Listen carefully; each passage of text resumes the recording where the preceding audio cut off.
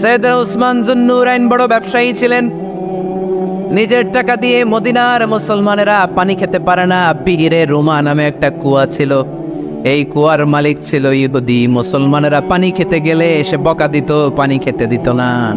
বিশ্বনবী বললেন, আমার সাহাবীদের মধ্যে এমন কি কেউ নাই নিজের অর্থায়নে বীরে রুমা কিনে মুসলমানদেরকে দিয়ে দিবে? সাইয়েদনা উসমান যুন্নুরাইন বলল, ইয়া রাসূলুল্লাহ, আপনার খেদমতে আমি হাজির। মুহূর্তের মধ্যে সাইয়েদনা উসমান যুন্নুরাইন নিজের অর্থায়নে বীরে রুমাটা কিনে মুসলমানদের জন্য সদকা করে দিয়েছে। তো ব্যবসা না করলে, কর্মঠ না হলে, উপার্জন না হলে সদকা করা যাবে? চিল্লায় বলেন, করা যাবে? সুনানে তিরমিজির বর্ণনা, বিষ্ণু ঈসা ইসলাম মক্কা থেকে যত সাহাবারা হিজরত করে মদিনায় এসেছে, মদিনাতে কোনো না কোনো সাহাবার সাথে বিশ্বনবী ভ্রাতৃত্বের বন্ধনে আবদ্ধ করে দিয়েছে। সুবহানাল্লাহ পড়েন। এজন্য মক্কা থেকে যারা এসেছে এদেরকে বলে মুহাজির। এদেরকে কি বলে? আর মদিনায় যারা ছিল এদেরকে বলে আনসার। এদেরকে কি বলে? আওয়াজ করে উত্তর দিবেন। মক্কা থেকে যারা এসেছে তাদের নাম, আর যারা মদিনার সাহাবী তাদের নাম আনসার। আজকে এই মাহফিলে লক্ষ্মীপুর এর বাইরে থেকে কারা কারা আসছেন দেখি?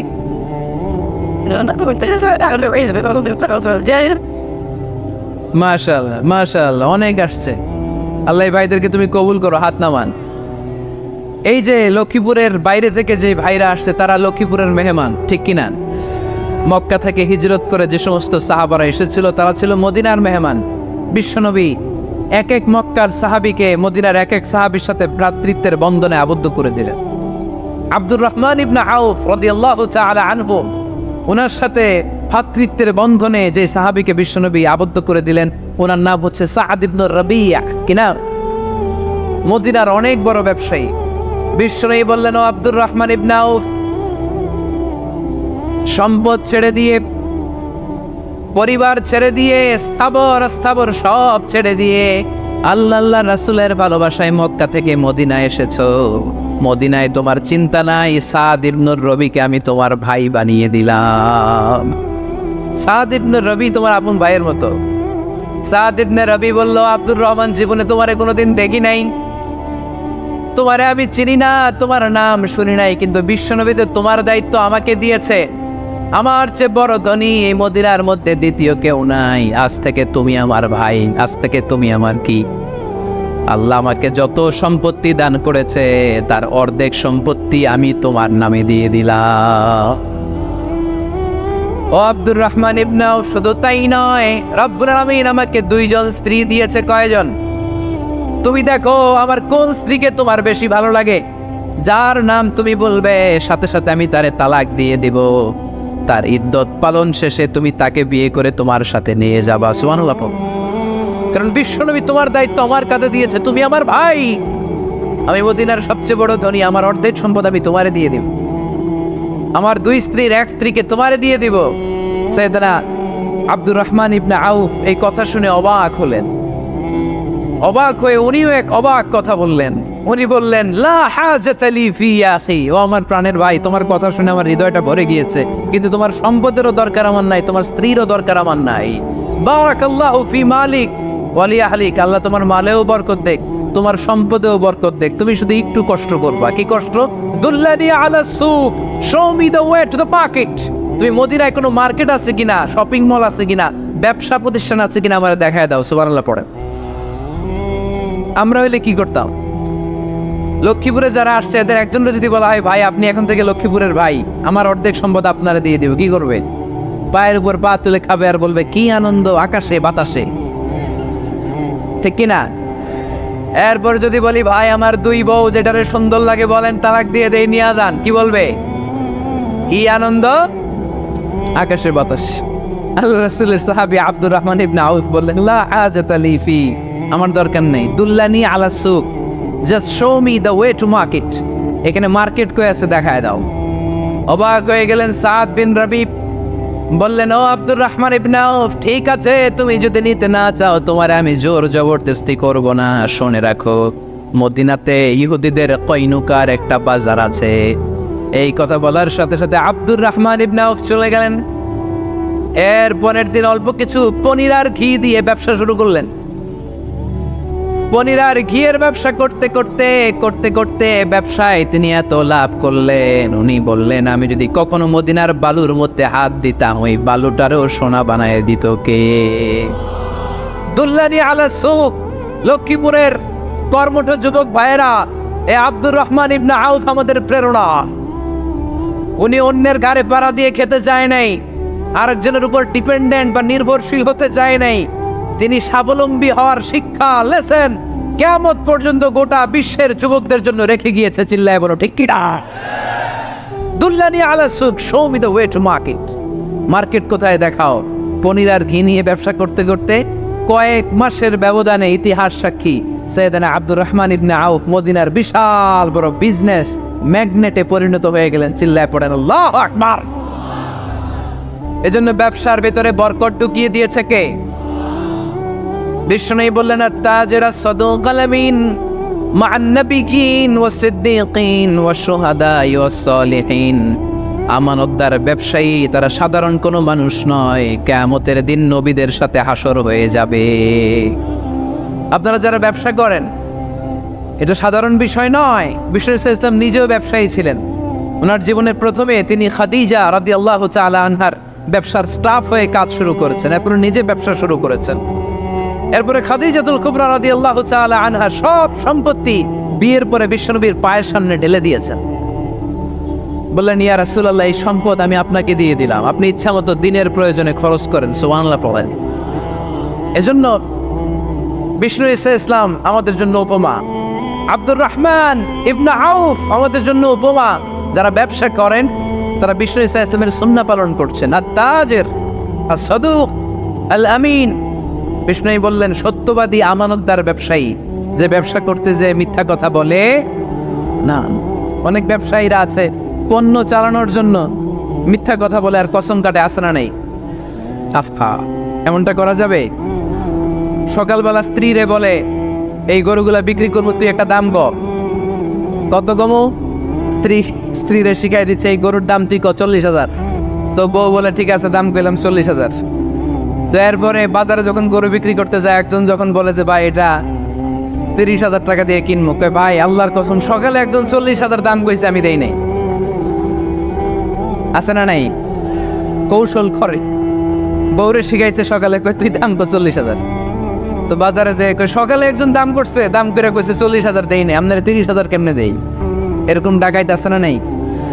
আলহামদুলিল্লাহ লক্ষ্মীপুরে এরকম লোকজন নাই। আরে নাই, আমি কই নাই, এরা কই আস।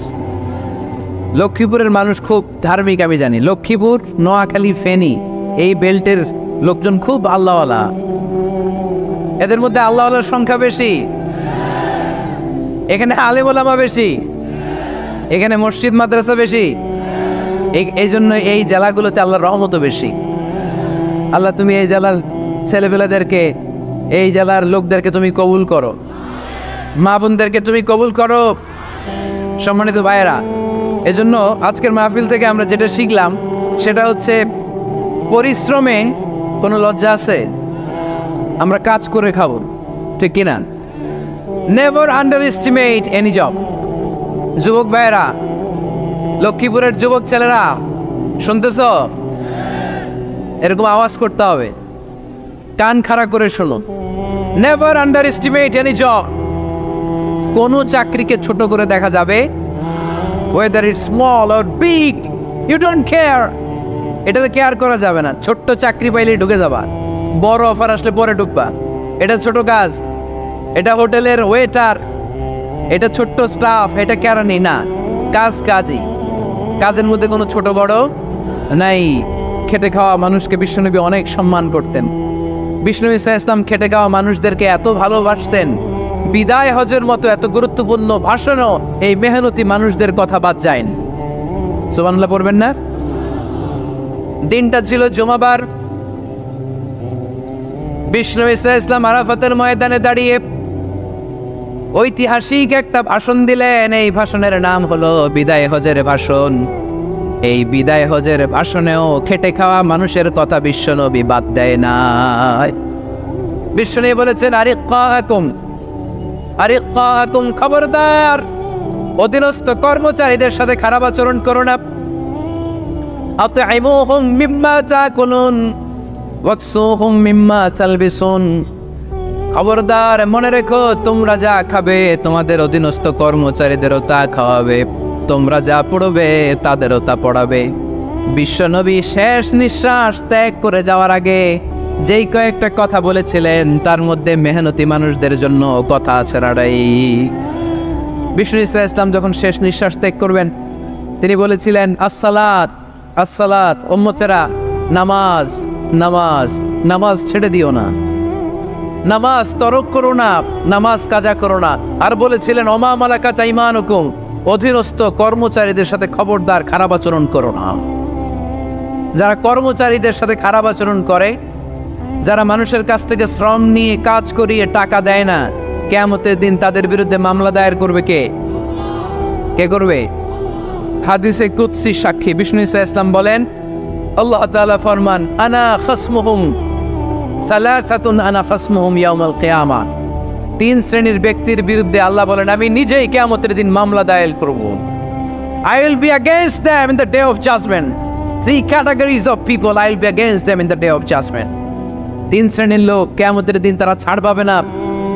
আল্লাহ বলেন আমি নিজেই তাদের বিরুদ্ধে মামলা দায়ের করব। এর মধ্যে এক শ্রেণীর লোক হচ্ছে রাজুলুন ইস্তাজারা জিরান ফাস্তাউফা মিনহু ওয়া লাম ইয়াতি আজরা, একজন শ্রমিক ভাড়া করে তার কাছ থেকে কাজ নিয়েছে কিন্তু তার পারিশ্রমিক আদায় করে নাই। এরকম আছে না নাই?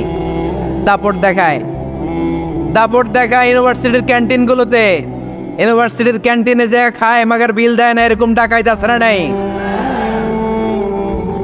চায়ের দোকানে চা খায় পরে দিব বিল দেয় না, আছে না নাই?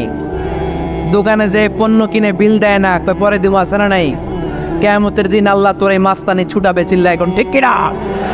আনা খাসমুহুম, আমি নিজেই তাদের বিরুদ্ধে মামলা দায়ের করব। কথাটা কার? এজন্য বিশ্বনবী বললেন খবরদার মেহনতি মানুষ, খেটে খাওয়া মানুষ, এদের দোয়া কবুল হয়ে যায়। আতুল আজিরা আজরাহু ক্বাবলা ইয়াজিফা আরাকুহু, খবরদার বিশ্বনবী বললেন শ্রমিকের ঘাম শুকিয়ে যাওয়ার আগে তাদের পারিশ্রমিক মিটিয়ে দাও। বিশ্বনবীর বিখ্যাত হাদিস আতুল আজিরা আজরাহু ক্বাবলা ইয়াজিফা আরাকুহু, শ্রমিকের ঘাম মাটিতে লাগার আগে, শুকিয়ে যাওয়ার আগে তাদের পারিশ্রমিক মিটিয়ে দাও। কেননা তারা যদি বদদোয়া করে তোমার জীবনকে জাহান্নাম বানিয়ে দিবে কে? বিষ্ণু ইসলাম সব সময় খেটে খাওয়া মানুষদেরকে আগলে রাখতেন। সব সময় শুধু যে ভাষণে মেহনতি মানুষদের সাথে ভালো আচরণ করতে বলতেন, শ্রমিকদের সাথে ভালো আচরণ করতে বলতেন এমনটা নয়, ওনার ব্যক্তিগত জীবন ঘাটলেও দেখা যায় উনি শ্রমিকদের সাথে কেমন আচরণ করেছেন।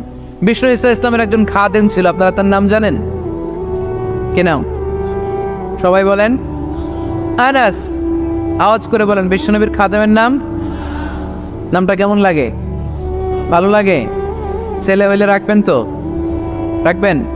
অনেকে আমার জিজ্ঞেস করে যে আমার একটা ছেলের নাম বলে দেন। এই এলাকার যদি কারো সম্ভাব্য আগন্তুক 2-1 মাস পরেই ছেলে পৃথিবীতে আসবে, এর নাম রাখবেন আনাস।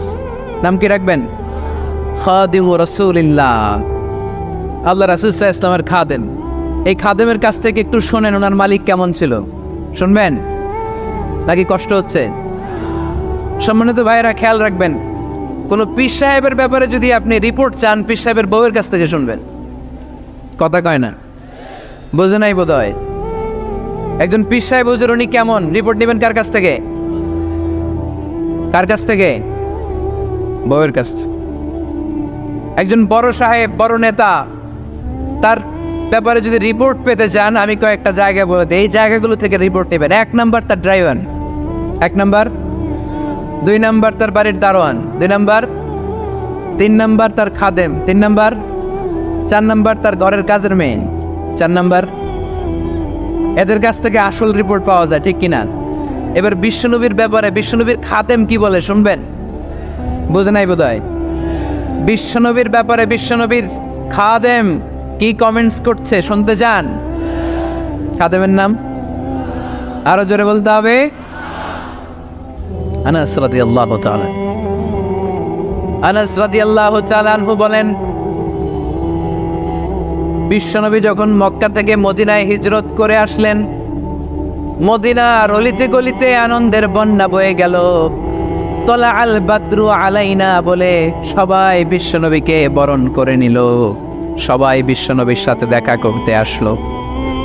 সবাই যখন আনসারী নারী পুরুষরা দেখা করতে যায়, আমার আম্মাও বলল, আনাস, মক্কা থেকে বিশ্বনবী এসেছে, চলো তোমারে নিয়ে দেখা করতে যাই।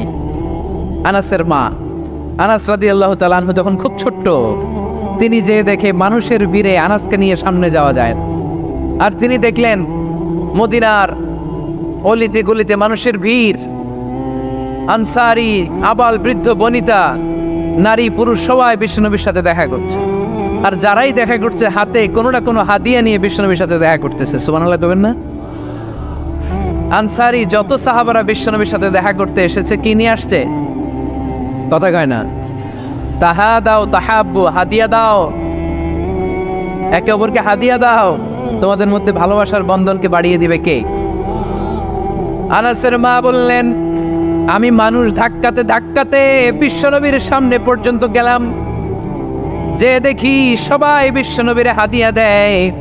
আমি বিশ্বনবীর সামনে যে কাঁদো কাঁদো সরে বললাম, ইয়া রাসূলুল্লাহ, ইয়া হাবিবাল্লাহ, লাম ইউবকি রাজুলুন ওয়ালা ইমরাআতুন মিনাল আমসার ইল্লা ক্বাদ আতহাফাকা বিতুহফা।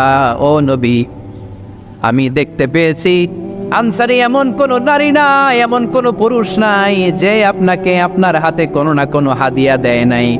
ওয়া ইন্নী লা আকদিরু আলা যালিকা মা উতহিফুকা বি। কিন্তু ইয়া রাসূলুল্লাহ, ইয়া হাবিবাল্লাহ, আমার কাছে তো কোনো টাকা নাই,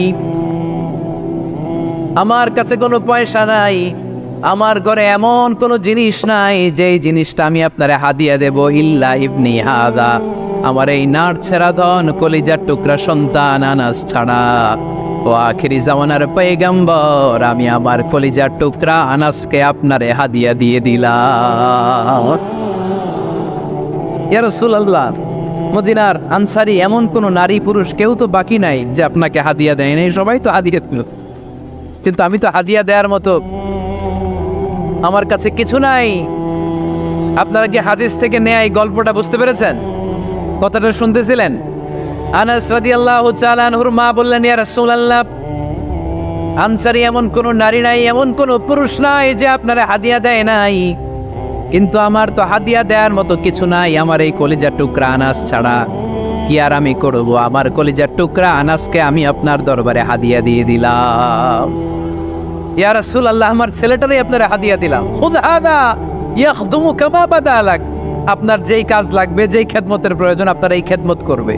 ও নবী, আমি জানি আনাস আপনার বেশি খেদমত করতে পারবে না। আনাস আপনার মেসওয়াক এনে দিবে, অজুর পানি এনে দিবে, জুব্বা লাগলে জুব্বাটা এনে দিবে, ছোটখাটো কাজ করে আপনারে সাহায্য করবে। আমার কলিজার টুকরা সন্তানকে চিরকালের জন্য আমি আপনারে হাদিয়া দিয়ে দিলাম। আনাস রাদিয়াল্লাহু তাআলা আনহু বর্ণনা করছেন, আমি দাঁড়িয়ে দাঁড়িয়ে শুনছি আমার আম্মা বলছে আমি নাকি বিশ্বনবীর জন্য হাদিয়া। সুবহানাল্লাহ পড়েন। এবার খেদমত শুরু করলো সাইয়েদনা আনাস। ছোট্ট মানুষ কি আর করবে, কতটুকু খেদমত আর করতে পারবে? বিশ্বনবীর মেসওয়াকটা এনে দেয়। সুবহানাল্লাহ পড়েন। বিশ্বনবীর আতরের শিশিটা এনে দেয়, বিশ্বনবীর জাইতুনের তেলের বোতলটা আগিয়ে দেয়, বিশ্বনবীর জামাটা প্রয়োজনে বিশ্বনবীর হাতে এনে দেয়। সাইয়েদনা আনাস বলেন, আমি 1 বছর নয়, 2 বছর নয়, 5 বছর নয়, 7 বছর নয়, 10 বছর বিশ্বনবীর খেদমত করেছি। ফামা দারাবানি, 10 বছরে একদিনও তিনি আমারে মারে নাই। সুবহানাল্লাহ। একদিন আমার গায়ে হাত তোলে নাই, হাত তোলা তো দূরের কথা, ওয়ালা সাব্বানি, কোনোদিন গালি দেয় নাই, ওয়ালা আবাসা আলা ওয়াজহি, কখনো বিরক্তি স্বরে ভ্রু কুচকে আমার দিকে বিশ্বনবী কোনোদিন তাকায় নাই। সুবহানাল্লাহ পড়েন। কোনোদিন আমার গায়ে হাত তোলে নাই। আরে হাত তোলা তো দূরের কথা, আমাকে ধমকি পর্যন্ত দেয় নাই। ধমকি দেয়া তো দূরের কথা, আমরা অনেক সময় বিরক্ত হয়ে ভ্রু কুচকাই না। এরকম বিরক্তি হলে আমরা কারোর প্রতি বিরক্ত হলে কি হয়? কপাল ভ্রু কুচকে ওঠে, ঠিক কিনা? সাইয়েদনা আনাস বললেন, কোনোদিন মারে নাই। খাদেম বলতেছে, খাদেম, বড় সাহেবের রিপোর্ট কার থেকে নিতে হয়? হয় খাদেম, নয় দারোয়ান, নয় ঘরের কাজের মেয়ে, তা না হলে ড্রাইভার। বিশ্বনবীর খাদেম বিশ্বনবীর ব্যাপারে কি কমেন্ট করছে? মা সাব্বানি ওয়ালা জারাবানি ওয়ালা আবাসা ফি ওয়াজহি, এই 10 বছরের খেদমতের জিন্দেগিতে কোনোদিন বিশ্বনবী আমারে মারে নাই, গায়ে হাত তুলে নেয়। আরে হাত তোলা তো দূরের কথা, একটা ধমকও দেয় নাই। আরে ধমক দেয়া তো দূরের কথা, বিরক্তির সুরে ভ্রু কুচকে আমার দিকে কখনো তিনি তাকায় নাই। চিল্লায় বলো সুবহানাল্লাহ। আর আজকে মাইক পেলে মানবতা, মানবাধিকারের কর্মী কি সুন্দর কথা বলে, উইমেন রাইটস এর কথা বলে, শিশু শ্রম নিয়ে কথা বলে, আর বাড়িতে কাজের মেয়ের গায়ের মধ্যে খুন্তি, গরম খুন্তি পিঠের মধ্যে লাগিয়ে পিঠ ঝলসিয়ে দেয়, এরকম আছে না নাই? পত্রপত্রিকায় প্রায় দেখা যায় যে কাজের মেয়েদেরকে কি অত্যাচার করে, খুন্তি গরম করে করে চামড়ার মধ্যে লাগিয়ে স্কিন ঝলসে ফেলেছে, গ্রিলের মধ্যে বেঁধে রেখেছে, সময় মতো খাবার দেয় নাই, পিটিয়ে মাথার চুল কামিয়ে মাথা ন্যাড়া করে দিয়েছে, এরকম আছে না নাই? এরা মানবাধিকারের ঠিকাদার, এরা মানবাধিকারের কথা বলে। আর বিষ্ণু ঈসা ইসলামের খাদেম বিশ্বনবীর ব্যাপারে বলেছে কোনোদিন মায়ের তো দূরের কথা, হাত তোলা তো দূরের কথা, আরে ধমক দেওয়া তো দূরের কথা, বিরক্তির চেহারা নিয়েও কোনোদিন বিশ্বনবী আমার দিকে তাকায় নেই। চিল্লায় পড়েন সুবহানাল্লাহ। বিশ্বনবী একবার সাইয়েদনা আনাস রাদিয়াল্লাহু তাআলা আনহুকে একটা ছোট্ট জিনিস আনতে পাঠালেন। সাইয়েদনা আনাস রাদিয়াল্লাহু তাআলা আনহু জিনিসটা আনতে যে মদিনার অলিতে গলিতে বাচ্চাদের খেলা দেখে জিনিস আনতে ভুলে খেলায় দাঁড়িয়ে গেলেন। ছোট মানুষ, ছোট্ট একটা বাচ্চা যদি আমার সাথে নেই, সে কি আমার প্রয়োজন বুঝবে? আমার সেন্টিমেন্ট যেরকম, বাচ্চা কি ওটা টের পাবে? ছোট্ট আনাসকে বললেন আমার জুব্বা নিয়ে আস। বিষ্ণু ঈসা ইসলাম শাম দেশের জুব্বা পড়তেন, বলতেন জুব্বা নিয়ে এসো। জুব্বা আনতে যখন বেরোলেন আনাস রাদিয়াল্লাহু তাআলা আনহু, দেখলেন মদিনার অলিতে গলিতে বাচ্চারা কুতকুত খেলে। কি খেলে? আপনারা খেলেন? তো এই খেলা দেখে আনাস রাদিয়াল্লাহু তাআলা আনহু ভুলে গেলেন যে বিশ্বনবীর জামা আনতে হবে। উনি ভুলে যে উনিও দাঁড়িয়ে খেলা দেখতে শুরু করলেন। এখন ঘন্টার পর ঘন্টা যায়, আনাসও আসে না, জামাও আসে না।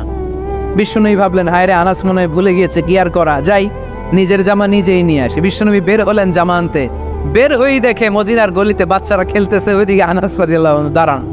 বিষ্ণু ঈসা ইসলাম কিছু বললেন না, যে উনিও আনাস রাদিয়াল্লাহু তাআলা আনহুর পাশে দাঁড়িয়ে খেলা দেখতে আরম্ভ করলেন। সুবহানাল্লাহ পড়বেন না? সাইয়েদনা আনাস খেলা দেখতে দেখতে হঠাৎ বিশ্বনবীর দিকে চোখ পড়ে গেছে। বিশ্বনবীর চোখের দিকে যখন সাইয়েদনা আনাস রাদিয়াল্লাহু তাআলা আনহুর চোখ পড়ে গেছে, সাইয়েদনা আনাস বলে আমার কলিজাটা এখান থেকে এই দিকে চলে আসছে। ভয়ে, কিসে? ভয়ে। উনি বললেন আমার গলা শুকিয়ে যেতে আরম্ভ করলো, কাঁপতে লাগলাম।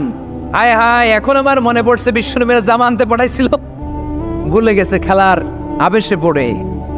উনি বললেন বিশ্বনবী আমারে ধমক দেন নাই, আমার গায়ে হাত তোলেন নাই, জামা আনতে পাঠাইছি, এখানে খেলা দেখতেছো এটাও বলেন নাই, বিরক্তিও প্রকাশ করেন নাই। বিশ্বনবী শুধু একটা হাসি দিয়েছেন, স্মাইল।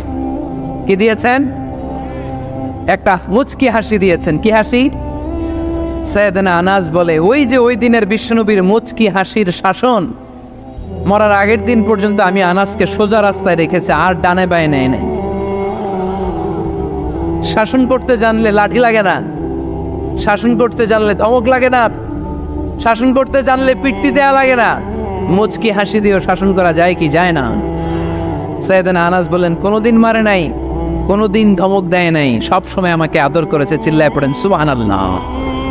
এজন্য সব সময় বিষ্ণু ঈসা ইসলাম শ্রমিকদেরকে ভালোবাসতেন। শ্রমে কোনো লজ্জা নাই, লজ্জা হচ্ছে অলসতায়। আজ থেকে এই মাহফিল, এই এত বড় আয়োজন, এত বড় গ্যাদারিং তখনই সার্থক হবে যখন আমরা এই সিদ্ধান্তে আসতে পারবো যে আমরা অলস সময় কাটাবো না, আমরা আমাদের এই সময়গুলোকে প্রোডাক্টিভ ওয়েতে কাজে লাগাবো, কোনো না কোনো কাজের সাথে জড়িত হব। Never underestimate any job, whether it's big or small, বড় হোক বা ছোট হোক, কোনো কাজকে আমরা ছোট করে দেখবো না। যে কোনো কাজ করো না ভাই, যে কোনো কাজ করো তা যেন হয় সবার চেয়ে সবচেয়ে সুন্দর। আমাদের অবসর সময়গুলোকে কাজে লাগানোর দরকার আছে না নাই? আমরা নিজেদেরকে কর্মঠ করে, কর্মজীবী হিসেবে, শ্রমজীবী হিসেবে নিজেদেরকে প্রতিষ্ঠিত করতে চাই। রাজি আছো মুসলমান? লক্ষ্মীপুরের যুবক ছেলেরা আওয়াজ করে বলো পারা যাবে? লজ্জা কিসে? লজ্জা কিসে? অনেকে টাঙ্কি মারে, এদিক সেদিক ঘুরে, আর বলে আমার আব্বা চেয়ারম্যান। আরে তোর আব্বা চেয়ারম্যান, তুই কি? আমার আব্বা MP, member of the parliament. আরে তোর বাবা এমপি, এটা তো তার গৌরব, তোর কি আছে সেটা বল। এজন্য নিজের পায়ে দাঁড়াবে। অলসতার সাথে আমাদের কোনো সম্পর্ক।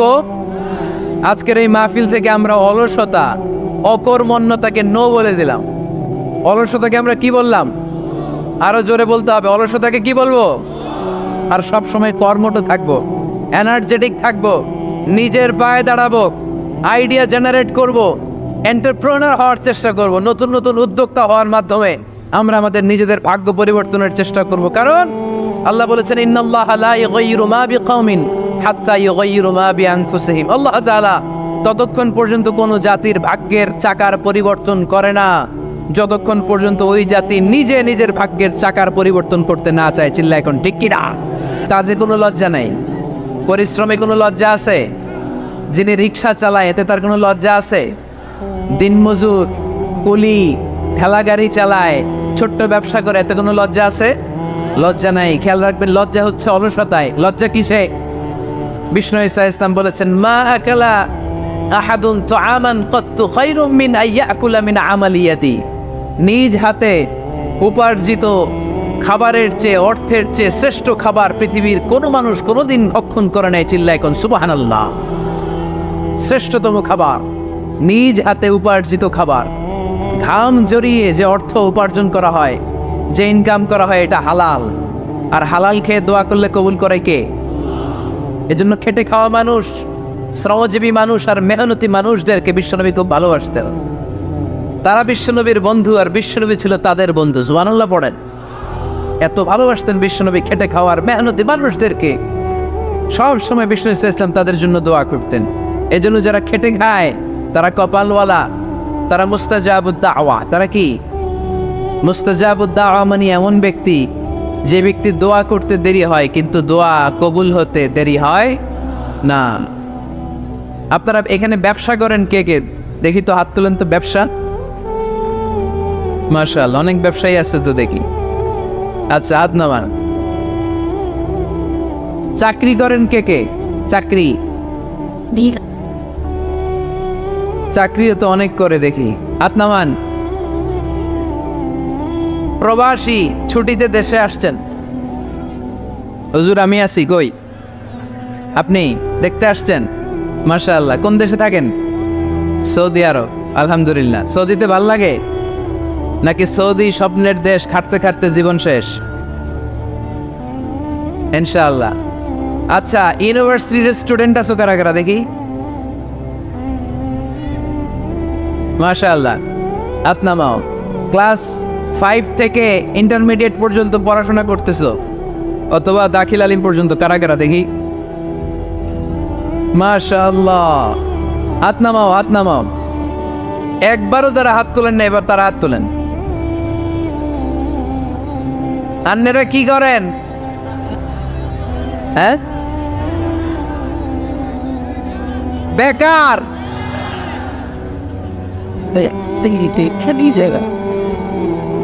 বাংলাদেশে চাকরির বাজার খুব মন্দা, ঠিক কিনা? বাংলাদেশ ইন্ডিয়াতে চাকরি পেতে অনেক কষ্ট। সামান্য একটা পদের জন্য যেখানে চেয়েছে ক্লাস 8 পাস, এখানে ডবল মাস্টার ডিগ্রি অ্যাপ্লাই করছে কয়েক লক্ষ। এজন্য আমাদেরকে উদ্যোক্তা হতে হবে। You have to be the entrepreneur. আমাদের উদ্যোক্তা দরকার, বেশি বেশি নতুন নতুন উদ্যোক্তা। নিজেই এমন আইডিয়া নিয়ে আসবে যেই আইডিয়া বিক্রি করে, দুর্দান্ত আইডিয়া দিয়ে তুমি পুরো দেশ কাঁপিয়ে দিতে পারা যাবে না লক্ষ্মীপুরের ছেলেরা? আইডিয়ার অনেক দাম। You have to generate new ideas. নতুন নতুন আইডিয়া এনে মানুষ গোটা বিশ্বকে তাক লাগিয়ে দিচ্ছে। এই যে কত কয়েক বছর আগে কারের একটা রাইড চালু হয়েছে, নাম হয়েছে উবার। কি নাম?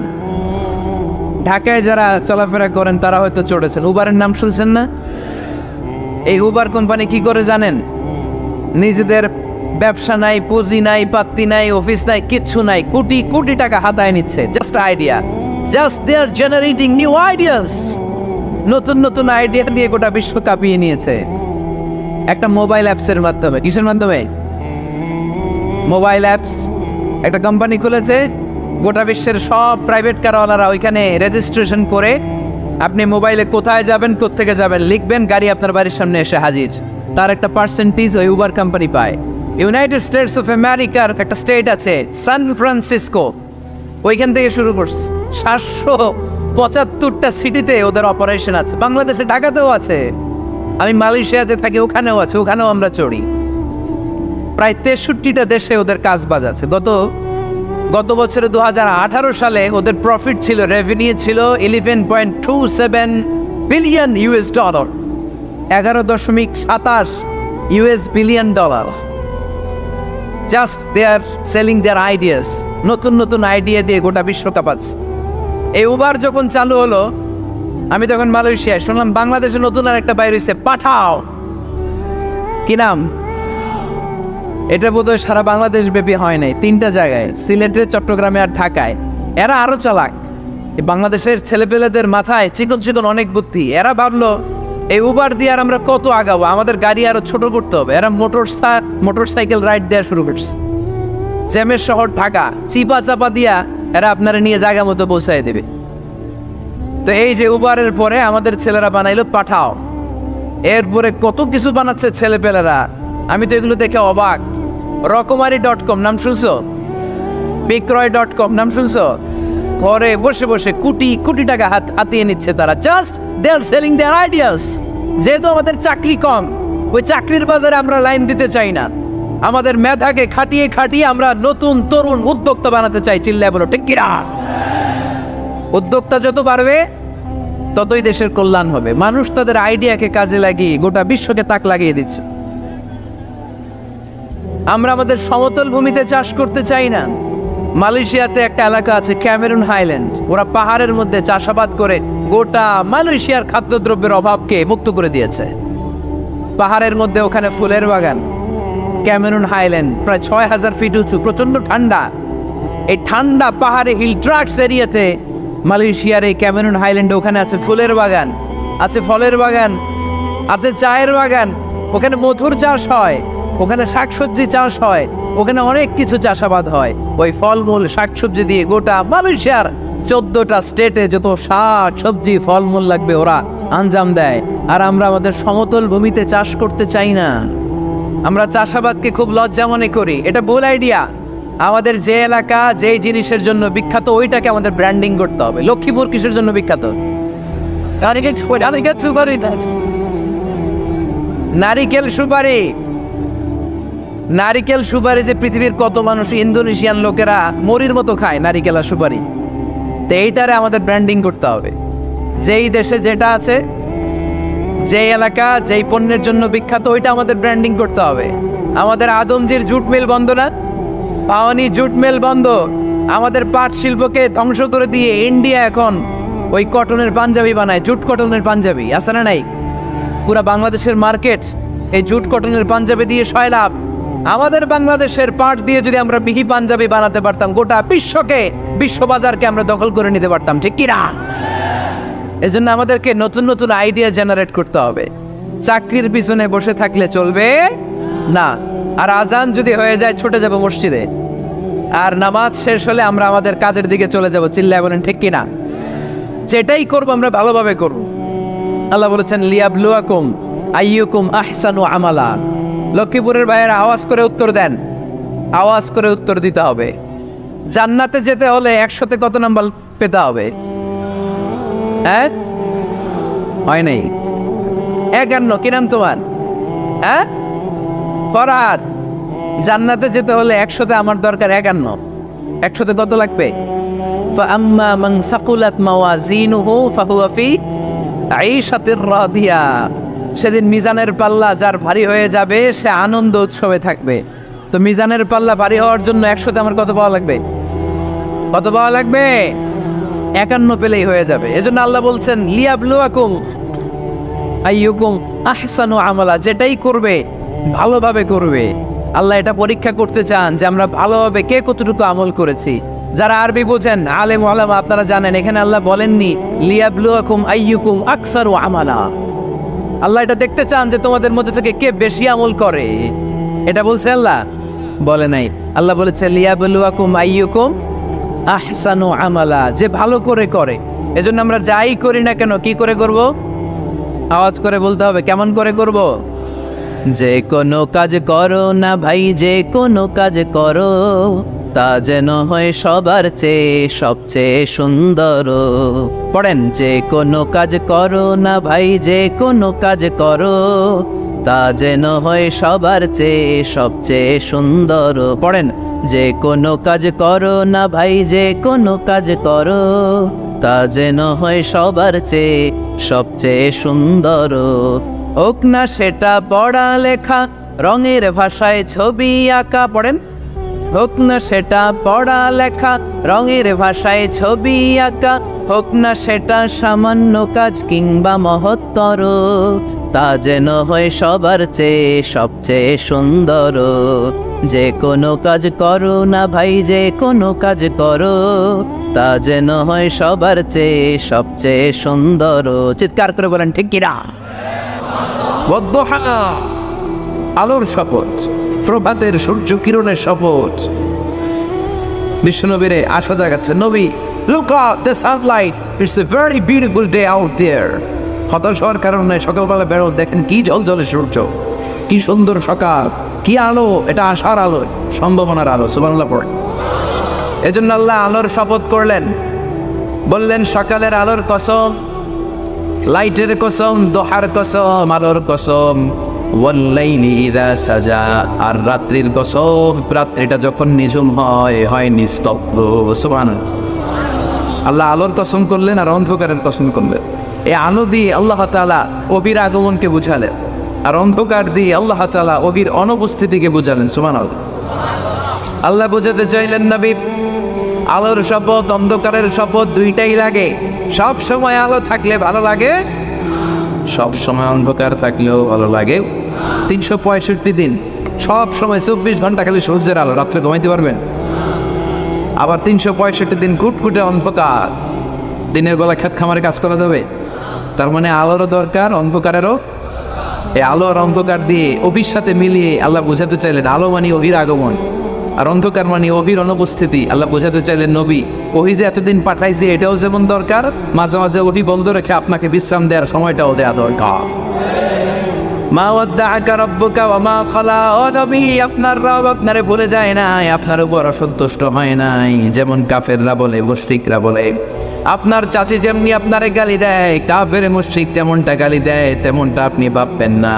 আপনার রব আপনারে ভুলে যায় নাই, ছেড়ে দেয় নাই, বরং আপনাকে বিশ্রামের সুযোগ করে দিয়েছে। গদাবি অভি বন্ধ রেখে বিশ্রামের সুযোগ দেওয়া হয়েছে। সবসময় অভি নাজির হলে আপনি সহ্য করতে পারবেন না, কারণ কোরআনের এই অভির আলাদা একটা পাওয়ার আছে না নাই?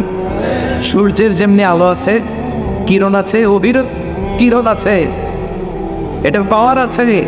আল্লাহ অভিকে নাম দিয়েছে ইন্না সানুলকি আলাইকা কাওলান সাকিলা। এটা একটা ভারী ভারী, এটা হালকা কোনো কথা নয়। কারণ এই কথাগুলো কার? আসতে বলবেন না, চিল্লায় বলেন কার? এটা আল্লাহর বাণী, এটা অনেক ওজনওয়ালা, অভির ওজন আছে। বিশ্বনবীর কাছে যখন শীতের রাতে অভি আসতো, মা আয়েশা বলতেন, হাত্তা লা ইয়াতাফাসসাদু জাবিনুহু আরাফান। প্রচণ্ড শীতের রাতে কোরআনের এই আয়াতকে রিসিভ করতে যে বিশ্বনবী ঘেমে একাকার হয়ে যায়, ঘামতেন। প্রচণ্ড শীত, আমরা কম্বল চেপে বসে আছি, আর বিশ্বনবী ঘেমে একাকার। তার মানে গভীর একটা পাওয়ার আছে না নেই? আবার বিশ্বনবী যখন ওটের উপরে বসা থাকা অবস্থায় কোরআনের আয়াত বিশ্বনবীর ওপর নাজিল হতো, ওটের বুকটা জমিনের মধ্যে লেগে যেত। ঘোড়ার উপরে চড়া অবস্থায় যখন ওহী নাজিল হতো, ঘোড়ার পাগুলো, খুরগুলো জমিনের ভিতরে তেপে যেত। বিশ্বনবী মাঝে মাঝে সাহাবাদের পায়ের উপর, এ রানের উপর মাথা রেখে শুয়ে থাকতেন, ঘুমাতেন। যায়েদ বিন হারেসা রাদিয়াল্লাহু তাআলা আনহু রানে বা পায়ে মাথা রেখে বিশ্বনবী একবার ঘুমিয়ে গেল। ঘন্টাখানেক ঘুমিয়ে আছে, যায়েদ বিন হারেসা টেরই পায় নাই বিশ্বনবীর মাথার আর কতটুকু ওজন। একটু পর তিনি বললেন, বিশ্বনবী চোখ খুললেন, ঘুম থেকে জাগলেন, কিন্তু শুয়েই রইলেন। হঠাৎ শুয়ে থাকা অবস্থায় তার উপর ওহী নাজিল হতে শুরু করল। যায়েদ বিন হারেসা বলে, আমার মনে হচ্ছে আমার পায়ের হাড্ডিটা ফেটে টুকরা টুকরা হয়ে যাবে, আমার রান ফেটে খান খান হয়ে যাবে। তার মানে ওহির একটা পাওয়ার আছে না নেই? আল্লাহ বোঝাতে চাইলেন, নবী, ওহি বন্ধ রেখেছি আমি ইচ্ছা করে, অতিরিক্ত প্রেশার আমি আপনারে দিতে চাই না। বারবার বারবার ওহি রিসিভ করলে আপনার স্নায়ু এটা সহ্য করতে পারবে না, ওহির পাওয়ার আপনার দেহ নিতে পারবে না। তাই ইচ্ছা করে বিশ্রামের সুযোগ দিয়ে ওহি বন্ধ করে দিলাম। সুবহানাল্লাহ পড়ে। মা ওয়াদ্দাআকা রাব্বুকা ওয়া মা ক্বালা, আপনার রব আপনারা ভুলে যায় নাই, তিনি আপনার উপর অসন্তুষ্ট হয় নাই। নবী জেনে রাখেন, ওয়ালাল আখিরাতু খায়রুল লাকা মিনাল উলা, আখিরাত এই দুনিয়ার চেয়ে আপনার জন্য শ্রেষ্ঠ। সুবহানাল্লাহ বলে। কিন্তু আমরা দুনিয়া নিয়ে ব্যস্ত। হ্যাঁ, আমাদের লাইফস্টাইল দেখে মনে হয় যে আমরা এই দুনিয়া থেকে যাবই না কোনোদিন। আজীবন থাকার জন্য আসছে, কেউ আম করে নিতে পারবে না। এই এলাকা আমার, ক্ষমতা আমার, বাড়ি আমার, গাড়ি আমার, দাপট আমার, সব আমার। এরকম আছে না নেই? কিন্তু আসলে কি আজীবন থাকতে আসছি? দাদা চলে গেল, বাবা গেল, মামা গেল, আপনি যাবেন না? না, হ্যাঁ যাবেন, চলে যেতে হবে, মাটির কবরে ঢুকতে হবে। আল্লাহ সেটাই বললেন, ওয়ালাল আখিরাতু খায়রুল লাকা মিনাল উলা। ও নবী, আখিরাত এ দুনিয়ার চেয়ে শ্রেষ্ঠ। আরেক আয়াতে বললেন, আখিরাত দুনিয়ার চেয়ে শ্রেষ্ঠ এবং স্থায়ী। ঠিক কিনা? بل تؤثرون الحياة الدنيا والآخرة خير وأبقى। তোমরা দুনিয়ার জীবন নিয়ে পড়ে থাকো, কিন্তু আখিরাত শ্রেষ্ঠ, আখিরাত স্থায়ী। ঠিক কিনা? কবরে যেতেই হবে, পরপারে পারে জমাতেই হবে, বাঁচার কোনো উপায় নাই। চিৎকার করে বলেন ঠিক কিনা? মাইকম্যান কোন দিকে বসা? হ্যাঁ, সাউন্ডটা আরেকটু স্ট্রং করতে হবে, আমার অনেক চিল্লানো লাগতেছে। সাউন্ডটা আরেকটু স্ট্রং কর, খুব দুর্বল সাউন্ড। মাইক পেন নাই, মাইক চেয়ে কোথায়? হ্যাঁ, একটু স্ট্রং করেন, একটু স্ট্রং করেন। এই জন্য পরপারে আমাদেরকে যেতে হবে। বিষ্ণুবীর আল্লাহ বুঝালেন, ওয়ালাল আখিরাতু খায়রুল লাকা মিনাল উলা। দুনিয়াটা স্থায়ী নয়, স্থায়ী কোনটা? আখিরাত। চিল্লায় বলেন, স্থায়ী কোনটা? এই দুনিয়ার জীবনের দৃষ্টান্ত হচ্ছে 4টা স্বর্ণের টুকরা আর 3টা লাশের মতো। স্বর্ণের টুকরা কয়টা? লাশ কয়টা? বনি ইসরায়েলের জামানায় 3 বন্ধু রিজিকের অনুসন্ধানে বের হয়েছে যে তারা কাজ করে ভাগ্যের পরিবর্তন ঘটাবে। পথিমধ্যে তারা একটা গুপ্তধন পেয়েছে, বিশাল বড় গুপ্তধনের বাক্স খুলে দেখে বড় বড় 4টা স্বর্ণের টুকরা। চিল্লায় বলেন কয়টা? এবার 3 বন্ধু তো মহা খুশি, আমগরে পায় কি? স্বর্ণের টুকরা পাইছে, আজীবন খেয়ে পরে আমরা জীবন শেষ করে দেব। তো 3 বন্ধু মিলে ভাগ বটোয়ারা করবে। একজন বলল, পেটে প্রচণ্ড ক্ষুধা লেগেছে, একজন বাজারে যা, বাজারে যে কিছু খাবার নিয়ে আয়, খেয়ে দেওয়ার পরে ভাগ করি। একজনের বাজারে পাঠিয়েছে, আর 2 বন্ধু মনে মনে ভাবে, একজন আরেকজনের বলে, যেটারে বাজারে পাঠালাম ওইটারে যদি মেরে ফেলতে পারি তাহলে তার ভাগ বটোয়ারার দরকার নাই। স্বর্ণের টুকরা 4টা, তুই নিবি 2টা, আমি নেব 2টা। যে বাজার থেকে রুটি কিনতে গিয়েছে সে মনে মনে ভাবে, রুটির মধ্যে যদি বিষ মাখানো যায়, আরে বিষ মাখানো রুটি যদি এই 2টারে খাওয়ানো যায়, তাই নে, সবগুলাই আমার। তো যেই চিন্তা ওই কাজ, সে রুটির মধ্যে বিষ মাখিয়ে নিয়ে এসেছে। আর ওই 2 জন আগে থেকে রেডি, ওইটারে আইলেই সাইজ। আসার সাথে সাথে 2 জন মিলে ওই বন্ধুরে সাইজ করে ফেস, কিলাইতে ঘুষাইতে শেষ। ওইটারে দুনিয়া থেকে বিদায়। এবার একজন কয়, এটারে তো মারলাম, অনেক ক্ষুধা লেগে গেছে, চল খায়ালেন, কি করি? এবার বিষ মাখানো রুটি খেতে শুরু করেছে। বিষ মাখানো রুটি খেয়ে এই 2টাও শেষ। 3টা লাশ পড়ে আছে, 4টা স্বর্ণের টুকরা পড়ে আছে। এটাই হচ্ছে দুনিয়ার জীবনের দৃষ্টান্ত, যে দুনিয়ার জন্য আমরা পাগল। এই দুনিয়াটা একটা মোহ, একটা মায়াজাল, একটা মরিচিকা। এই লোভের পেছনে আমরা ছুটছি। এই মহাচ্ছন্ন দুনিয়াটাকে ছেড়ে দিয়ে আমাদেরকে কবরের জীবনের দিকে পাড়ি জমাতে হবে। চিল্লায় বলেন ঠিক কিনা? একদিন মাটির ভেতরে হবে ঘরে মন আমার, কেন বান্ধ দালান ঘর? প্রাণ পাখি উড়ে যাবে পিঞ্জর ছেড়ে, ধর দামে সবই রবে, তুমি যাবে চলে। বন্ধু বান্ধব যত, মাতা পিতা দ্বারা সুত, সবই হবে তোমার পরে মন আমার, কেন বান্ধ দালান ঘর? একদিন মাটির ভেতরে হবে ঘরে মন আমার, কেন বান্ধ দালান ঘর? ঠিক কিনা? চলে যাওয়া লাগবে। এজন্য রাব্বুল আলামিন বলেন, আল্লাহ সারাতু খায়রুল লাকা মিনাল উলা। ও নবী, দুনিয়ার জীবন স্থায়ী নয়, দুনিয়ার জীবনটা শ্রেষ্ঠ জীবন নয়, আখিরাতের জীবন হলো শ্রেষ্ঠতম জীবন। ঠিক কি না? এজন্য ওরা আপনারা গাল বন্ধ করবে, ওরা আপনারা বলবে আপনি পাগল, ওরা আপনারে বলবে আপনি কাহেন মানে গণক, ওরা আপনারে বলবে আপনি কবি, ওরা আপনারে গালি দেয়, আর ওরা আপনারে বলতে চায় আপনি হচ্ছেন লেস কাটা। বিশ্বনবীর ওরা কি বলে গালি দেয়? আল্লাহ বলে ইন্না শানিয়াকা হুয়াল আবতার, যারা আপনারে গালি দেয় ওরাই লেস কাটা। বিশ্বনবীর কোনো ছেলে সন্তান ছিল না, এজন্য কাফির মুশরিকরা বলতো মোহাম্মদ লেস কাটা, মোহাম্মদের নাম নেয়ার মতো কেউ থাকবে না। আল্লাহ বললেন নবী ওদেরকে বলে দেন ওদের নাম নিশানায় আমি মুছে দিব, চিৎকার করে বলেন ঠিক কিনা? গোটা বিশ্বব্যাপী বিশ্বনবীর নাম আছে না নাই? ওরা ফাহনা লাকা যিকরাক, ওরা ফাহনা লাকা যিকরাক, যেখানে আল্লাহর নাম ওখানে আমার নবীর নাম আছে না নাই? আজানে বিশ্বনবীর নাম আছে না নাই? একামতে বিশ্বনবীর নাম আছে না নাই? সালাম ফেরানোর আগে দুরুদ ইব্রাহিম যে পড়ে ওইখানে বিশ্বনবীর নাম আছে না নাই? সব জায়গায় বিশ্বনবীর নাম আছে না নাই? আল্লাহর নাম যেখানে বিশ্বনবীর নাম। আবার লা ইলাহা ইল্লাল্লাহর পর বিশ্বনবীর রিসালাতের ঘোষণা আছে না নাই? তার মানে আল্লাহ আছে যেখানে নবীর নামও। রাফা'না লাকা যিকরাক, নবী আপনার শান মানকে আমি উচ্চকিত করেছি, আমার নাম যেখানে আপনিও থাকবেন সেখানে, চিল্লায় বলেন ঠিক কিনা? এরপর আল্লাহ বললেন ওয়ালা সাউফা ইউতিকা রাব্বুকা ফাতারদা, ও নবী অচিরে এমন এমন জিনিস আপনারে দান করব, এগুলো পেয়ে আপনি খুশি হয়ে যাবেন। সুবহানাল্লাহ।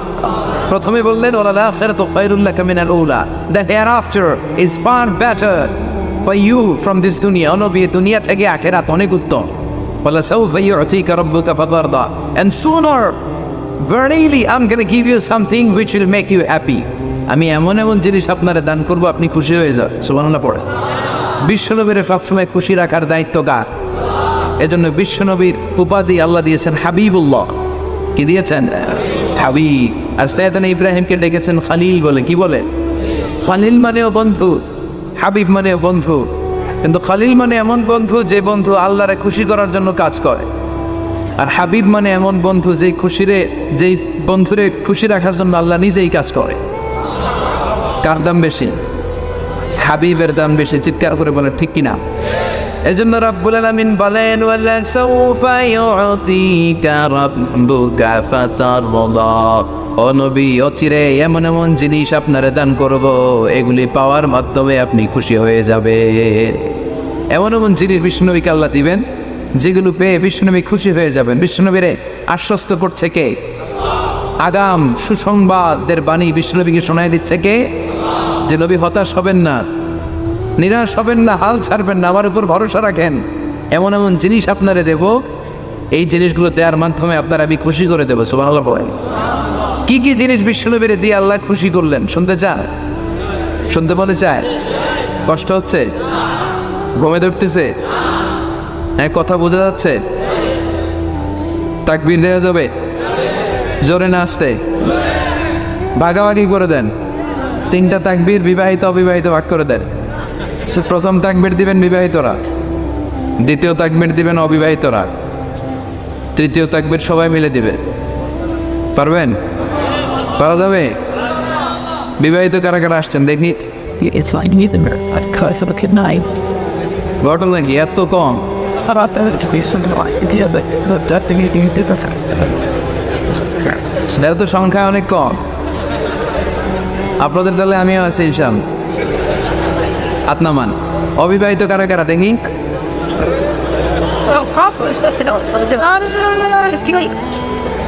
মাশাআল্লাহ মাশাআল্লাহ, হাত নামাও। প্রথমে আমি লিল্লাহি তাকবীর বললে বিবাহিতরা আল্লাহু আকবার পড়বেন, এরপরে লিল্লাহি তাকবীর বললে অবিবাহিতরা পড়বেন। দেখবো বাঁশখালীর কি অবস্থা আজকে। বাঁশখালীতে বিবাহিতদের জোর বেশি না অবিবাহিতদের জোর বেশি? সকলের জোর বেশি। মাশাআল্লাহ। শুরুতে বিবাহিতরা তাকবীর পড়বেন, আমি পড়বো লিল্লাহি তাকবীর, আপনারা আল্লাহু আকবার। পারা যাবে? বিবাহিতরা রেডি? দেখি কি অবস্থা। কাশি দেওয়া লাগবে? ঠিক আছে, বিবাহিতরা পড়েন লিল্লাহি তাকবীর। অনেক চেষ্টা করছে ওনারা, আলহামদুলিল্লাহ। এবার অবিবাহিতরা, হ্যাঁ গলা দাঁড় দিতেছে। অবিবাহিতরা রেডি? পারা যাবে? ইনশাআল্লাহ। এবার অবিবাহিতরা তাকবীর পড়া লিল্লাহি তাকবীর। একেবারে দেখাই দিছে মাশাম। এবার সবাই মিলে তিনটা পারা যাবে? পড়েন লিল্লাহে তাকবীর, লিল্লাহে তাকবীর, লিল্লাহে তাকবীর। আল্লাহ তাকবীরগুলোকে তুমি কবুল করো, মিজানের পাল্লায় উহুদ পাহাড়ের সমান ভারী করে দিও। আজীবন যেন তোমার নামে তাকবীর পড়তে পারি, তুমি তৌফিক দাও। ওয়ালা সাউফা ইউতিকা রাব্বুকা ফাতারদা। নবী অচিরেই এমন এমন জিনিস আমি আপনাকে দান করব, আপনি খুশি হয়ে যাবেন। সুবহানাল্লাহ বলেন। কি কি জিনিস দিয়ে বিশ্বনবীর আল্লাহ খুশি করলেন দেখেন। আল্লাহর কাজই হচ্ছে বিশ্বনবী যেখানে মন খারাপ, বিশ্বনবীর যেখানে হতাশ অবস্থা, ওইখানে এমন জিনিস বিশ্বনবীকে আল্লাহ দিয়ে দেন, ফলে বিশ্বনবী খুশি হয়ে যান। নাম্বার 1, মাক্কি জীবনে বিশ্বনবী দেখলেন যে দাওয়াতি কাজের অগ্রগতি হচ্ছে না। বিশ্বনবী খুব ভালো অ্যানালাইসিস করতে পারতেন। কি করতে পারতেন? বিশ্লেষণ। উনি অ্যানালাইসিস করলেন, দেখলেন যে মক্কার ভেতরে 2 জন লোকের একজন যদি ইসলামের ভেতরে না আসে, তাহলে ইসলামের কাজকে এগিয়ে নেওয়া কঠিন হয়ে যাবে। তিনি আল্লাহর কাছে কেঁদে কেঁদে দোয়া করলেন, আল্লাহ আল্লাহুম্মা আইজ্জাল ইসলাম বি আহাব্বি আর রাজুলাইনি ইলাইক। আল্লাহ 2 জন লোকের নাম বলবো, এই 2 জনের একজনকে তুমি কালিমার ছায়াতলে এনে ইসলামকে শক্তিশালী করে দাও। বি আবি জাহেল ইবনে হিশাম ও ওমর ইবনুল খাত্তাব। হয় আবু জাহেলরে তুমি ইসলামের ভিতরে ঢুকাও, নয় ওমর খাত্তাবের বেটা ওমরকে তুমি ইসলামের ভিতরে ঢুকাও। আল্লাহ আবু জাহেলের জন্য দোয়াটা কবুল করে নেয়, ওমর ফারুকের জন্য করেছে, ঠিক কিনা?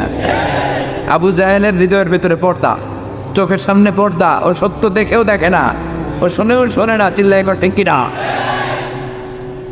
ওর বাড়িতে এখন সৌদি সরকার কি বানাই দিছে?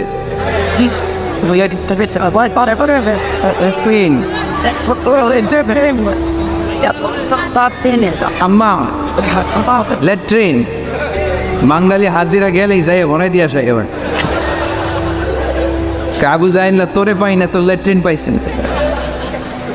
তো ল্যাট্রিন পাইয়া এই কাম করে। আবু জাহেলরে পাইলে কি করতে? জুতা পিটা করতে। এই আবু জাহেল সে কালিমা পড়তে পারে নাই, ওমর ফারুকের জন্য এই দোয়াটা কবুল করে নিল কে? বিশ্বনবী রাতের বেলা কেঁদে কেঁদে দোয়া করলেন, আল্লাহুম্মা আইজ্জাল ইসলাম বিহাব্বি রাজুলাইনি ইলাইক। আল্লাহ আপনার কাছে যারে ভালো লাগে, এই 2 জনের একজনকে আপনি ইসলামের ভেতরে ঢুকান। আল্লাহ ওমর ফারুকের জন্য দোয়া কবুল করলেন। বিশ্বনবী তখন আরকাম ইবনে দারিল আরকামের ঘরে লুকিয়ে লুকিয়ে দাওয়াতি কাজ করতেন। ওমর ফারুক খোলা তলোয়ার নিয়ে ছুটে এসেছে বিশ্বনবীকে মারার জন্য, ছুটে আসছে। এই দৃশ্য দেখে হামজা ইবনে আব্দুল মুত্তালিব বিশ্বনবীর কাছে যেয়ে বলে, ইয়া রাসূলুল্লাহ পালিয়ে যান, ওমর ফারুক আসতেছে আপনাকে মারার জন্য। বিশ্বনবী বললেন, হামজা আপনি সরে যান, অন্যান্য সাহাবাদেরকেও সরে যেতে বলেন, ওমরকে আমার কাছে আসতে দেন। আমার মনে হয় ওই যে রাতের বেলা চোখের পানি ছেড়ে আমি আল্লাহর কাছে দোয়া করেছি, আমার এই দোয়াটা আজকে কবুল হতে চলেছে। ওমর ফারুক আসলেন, এসে তলোয়ারটা রেখে বললেন, আশহাদু আল্লা ইলাহা ইল্লাল্লাহ ওয়া আশহাদু আন্নাকা মুহাম্মাদুর রাসূলুল্লাহ। আমি সাক্ষ্য দিলাম আল্লাহ ছাড়া কোনো ইলাহ নাই, আর আপনি আল্লাহর প্রেরিত বান্দা ও রাসূল। আল্লাহু আকবার। ওমর ফারুক ইসলামের ভেতরে ঢুকে গেলেন, বিশ্বনবী খুশি হয়ে গেলেন। আল্লাহু আকবার। ওয়ালা সাউফা ইউতিকা রাব্বুকা। ও নবী, এমন এমন জিনিস আপনাকে আমি দিব, আপনি খুশি হয়ে যাবেন। ওমর ফারুকটা ঢুকাই দিলেন ইসলামে, খুশি হয়ে গেল কে? কয় আল্লাহ। কে খুশি হইল? বিশ্বনবী খুশি হয়ে গেল। ওমর ফারুক ইসলামে ঢুকার সাথে সাথে ইসলামের শক্তিকে বাড়িয়ে দিল কে? ওমর ফারুক কালিমা পড়ার পরে বিশ্বনবীর বলে, নবী লুকিয়ে লুকিয়ে দাওয়াত দেন কেন? আলাইসাল কোরআন ও কিতাবুন হাক। এই কোরআন কি সত্য কিতাব নয়? বিশ্বনবী বললেন, কোরআন সত্য কিতাব। আলাইসা আনতা রাসূলুন হাক। আপনি কি সত্য রাসূল নন? আমিও সত্য রাসূল। আলাইসাল্লাহু ইলাহুন হাক। আমাদের আল্লাহ কি এক ইলাহ, সত্য ইলাহ নয়? বিশ্বনবী বললেন, আল্লাহ সত্য। ওমর ফারুক বলে, আমাদের কোরআন সত্য, আপনি নবী সত্য, আমাদের রব সত্য। ফাফিমাল ইখতিফা। তাহলে লুকিয়ে লুকিয়ে কেন? ফাফিমাল ইখতিফা, আর গোপন দাওয়াত কেন? বাইরে বের হয়ে পড়েন। আমি ওমর ফারুক আমার নেতৃত্বে আমি তাকবীর দেব। 2 কাতার করলেন। দ্বিতীয় কাতারের নেতা বানালেন হামজা ইবনে আব্দুল মুত্তালিবকে। প্রথম কাতারের নেতা নিজেই আরেকটা ভাষণ দিলেন, মান আরাদান তাফকুলা উম্মু ইয়াতামা ওয়ালাদু তারমিলা যাওজাতুহু ফালিয়াসুদ্দানি। 3 বাক্যের একটা ভাষণ দিলেন, বললেন, মান আরাদান তাফকুলা উম্মু। কে আছো মায়ের বুককে খালি করতে চাও? ইয়াতামা ওয়ালাদু। কে আছো সন্তানগুলার ইয়াতীম বানাতে চাও? তারমিলা যাওজাতুহু। কে আছো স্ত্রীকে বিধবা বানাতে চাও? ফালিয়া সুলতানি, পারলে আমি খাত্তাবের বেটা উমরের ঠেকাও। আবু আকবার বলে স্লোগান দিলেন। এই স্লোগানের আওয়াজ মক্কায় আর আগে হয় নাই। উনি পড়লেন লিল্লাহি তাকবীর, সবাই পড়ল স্লোগান শুরু। হাঁটতে লাগলেন, চলতে লাগলেন, হাতের সাথে হাত লাগিয়ে এই মক্কার জমিনে প্রকাশ্যে তাকবীর শুরু। আবু জাহেল, উতবা, শাইবা, ওয়ালিদ ইবনে মুগিরা সবাই ওমরে ফারুকের সামনে এসে দিছে দৌড়। মিছিল থেকে বের হয়েছে, আইসে দেখে সামনে কে? ওমরে দেখে দৌড়। ওমরে ফারুকের এমন হাইবাত ছিল, মুশরিকরা ভয় পেত, মুনাফিকরা ভয় পেত, এমনকি শয়তান ওমরে ফারুকরা দেখলে ভয় পেত। বিশ্বনবী বলছেন, ওমর মা সালাকা শয়তান সালিকান ফাজ্জান ইল্লা সালাকা ফাজ্জান গায়রা ফাজ্জিক। ওমর, তোমার যদি শয়তান কোনো রাস্তা দিয়ে হাঁটতে দেখে, শয়তান ওই রাস্তা রেখে দিয়ে অন্য রাস্তা দিয়ে হাঁটে। আবার বিশ্বনবী বলছেন, লা নবিয়্যা বা'দি ওয়ালা রাসূলা, আমার পরে কোনো নবী নাই, কোনো রাসূল নাই, তবে আমার পরে যদি কেউ নবী হতো, নবী হওয়ার যোগ্যতা যদি কারো থাকে, আমার ওমরের সেই যোগ্যতা আছে।